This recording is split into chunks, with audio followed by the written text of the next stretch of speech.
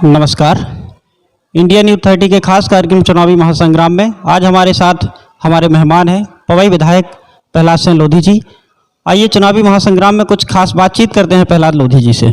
Sir, सबसे पहले तो इंडिया न्यूज़ 30 की टीम आपका स्वागत करती है। बहुत बहुत धन्यवाद। सर, इस बार क्या लगता है आपको विधानसभा चुनाव में क्या समीकरण रहेंगे?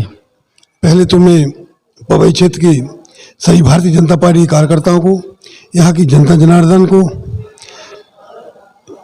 मैं सभी को हाथ जोड़ करके प्रणाम करता हूँ और नवरात्रि की भी बहुत बहुत शुभकामना देता हूँ और माता रानी से प्रार्थना करता हूँ, हे कंकाली माता सभी को धन धान से संपन्न रखे, सदा निरोग रखे, सुखमय जीवन हो सबका, यही मेरी सबसे प्रार्थना है और सभी को पुनः हाथ जोड़ करके मेरा प्रणाम पहुँचे।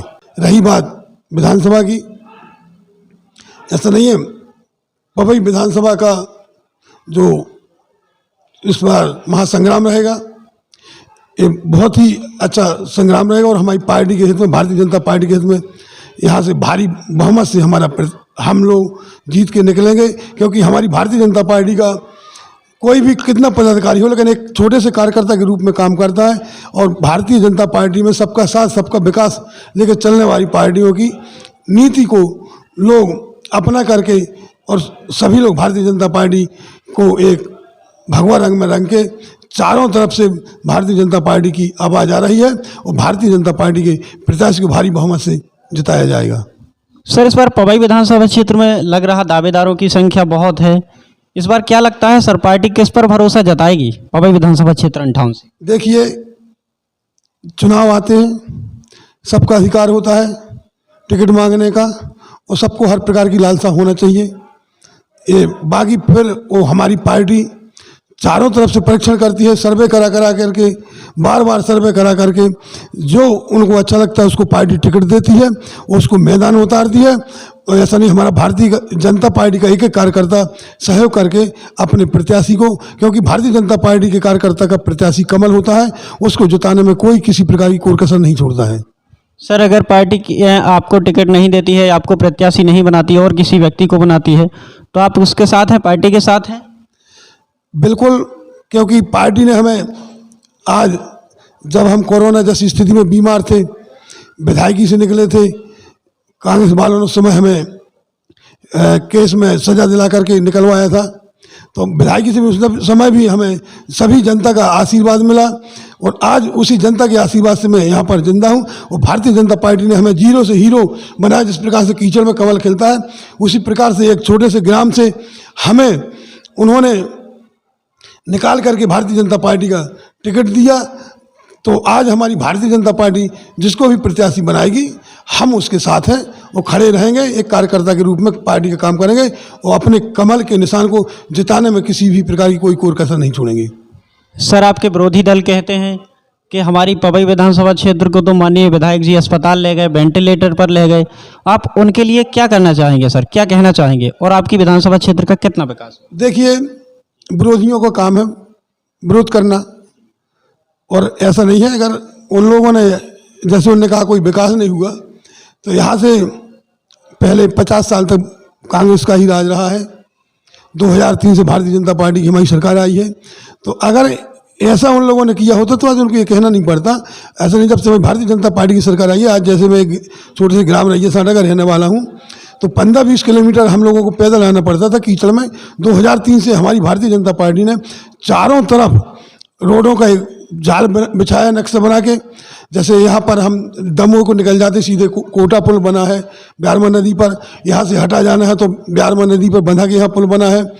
चारों तरफ यहाँ पवई में, हमारे रेपरा में चारों तरफ पुल ही पुल। जैसे हमारा एक सिमरिया से बहुत बड़ा एक छोटे सुनवानी लगा हुआ था, तो छतरपुर के लिए खुलता था, वहाँ से जाने में या तो अमानगंज से जाते थे या नदी में लोग छिक जाते थे, नहीं जाते थे। भारतीय जनता पार्टी ने चारों तरफ नदियों में ब्रिज बना के चारों तरफ रोड का जाल बिछाया है। ऐसा नहीं है भाई, पार्टी विकास के उस पर ही वोट मांगती है जब विकास का मुद्दा होता है। जैसे अभी भी वर्तमान में हमारे पवई के लिए एक सिविल अस्पताल जिसका काम चल रहा है, जो 10 करोड़ की है। पवई में महाविद्यालय के लिए बिल्डिंग नहीं थी, जो उसका 6 करोड़ 20 लाख की है, उसका भी काम चल रहा है। और जैसे अभी मेरे गांव से होती है मोहंदरा से कोटा, ये रोड 85 करोड़ का है।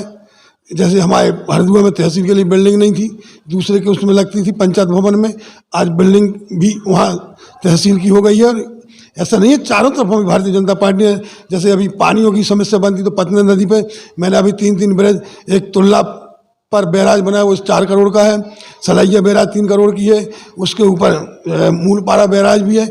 ऐसे कई काम हमारी भारतीय जनता पार्टी ने कराए हैं चारों तरफ। यहाँ पर आय भी दुगनी, जो कहते हैं ना किसान की आय बढ़ाते हैं, उसके लिए भी भारतीय जनता पार्टी ने काम किया है। जैसे बोरी क्षेत्र में तालाबों की भरमार है, और धीरे धीरे हमारी भारतीय जनता पार्टी हर प्रकार से सबका साथ सबका विकास लेके काम करती है। जैसे अभी हनुमान घाटी के लिए लोगों की मांग थी पर्यटक रूप में, तो 25 करोड़ का रोड वहाँ करवाया है। कुपना उमरठ से एक पुल की मांग चल रही थी, 9 करोड़ का पुल वहाँ मंजूर हुआ है। स्वास्थ्य की बात की जाए तो अभी बीते दिनों देखा गया था कि विकास यात्रा के दौरान आपकी स्वयं तबीयत बिगड़ी थी। तो सर पवई में आपको ऑक्सीजन सिलेंडर नहीं मिल पाया, इमरजेंसी में एम्बुलेंस से सिलेंडर निकलवाया गया। जब स्वयं विधायक जी को ही ऑक्सीजन सिलेंडर नहीं मिल पाया तो ऐसे में आम जनता कितनी परेशान होगी, इसके बारे में क्या कहना चाहेंगे सर आप? ये तो विपक्ष का कहना है, या जिसने भी जो कहा हो। ऑक्सीजन नहीं मिली होती मेरे को तो मैं जिंदा भोपाल तक नहीं पहुंचता। ऐसा नहीं है, आज भी किसी अस्पताल में ऑक्सीजन की कमी नहीं है। चाहे हमारे शाहनगर चले जाएं, चाहे मोहनरा आ जाए, चाहे पवई आ जाए, हरदू आ जाए, हर जगह सिलेंडर रखे हुए हैं। सबकी व्यवस्था स्वास्थ्य के लिए हमारी सरकार लगातार निरंतर काम करती है।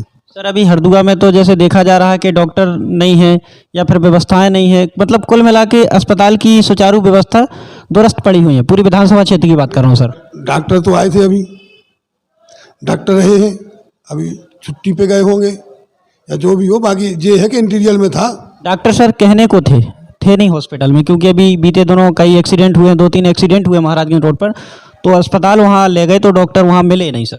चलिए, आपके द्वारा हमें अवगत कराया गया है, मैं उस पर अभी कलेक्टर से बात करता हूँ और जो भी जैसी व्यवस्था होगी तत्काल व्यवस्था कराई जाएगी।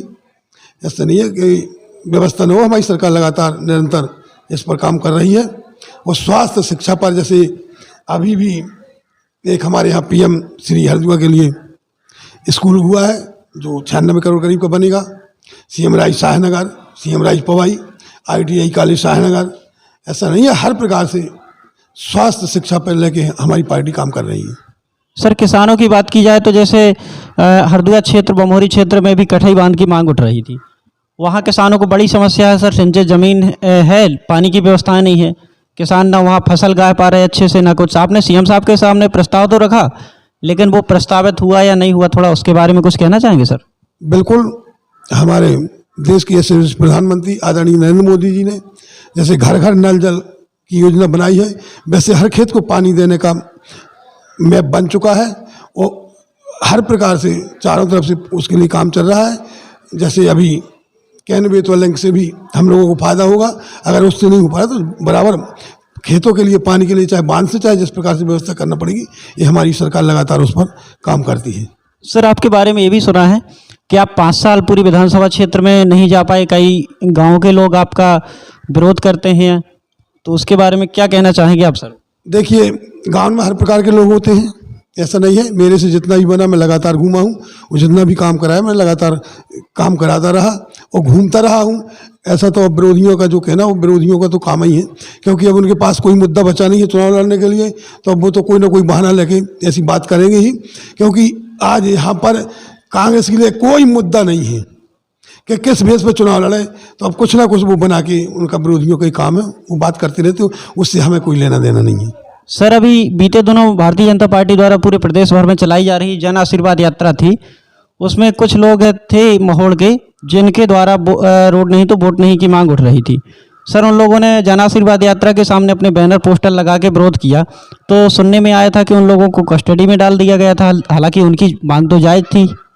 किसी को कस्टडी में नहीं डाला, उनके लिए खुद व्यवस्था जो नहीं थी, तो मैंने खुद 2.5 लाख रुपये 3 लाख रुपये दे के उनके वहाँ मुरमीकरण करवाया था और मुरम डलवाई थी। सर पिछली बार आपके सामने नायक जी थे, इस बार क्या होगा सर? नायक जी तो है ही, लेकिन क्या भारतीय जनता पार्टी आपको प्रत्याशी बनाएगी? अगर बनाती है तो इस बार क्या समीकरण रहेंगे सर नायक जी के सामने आपके? देखिए, आशा सबको रहती है, आशा हमें भी है कि हम ही शायद नायक जी के सामने चुनाव लड़ेंगे, लेकिन जब तक हमारी पार्टी का कोई किसी प्रकार का किसी को मैसेज नहीं मिलता है, तो हम लोग पार्टी की मर्यादा में रहते हैं और पार्टी हमारी पार्टी का चिन्ह या प्रत्याशी होता है कमल। कमल के रूप में जो भी उभर के आएगा हम उसके साथ में हैं। चलिए सर, बहुत बहुत धन्यवाद।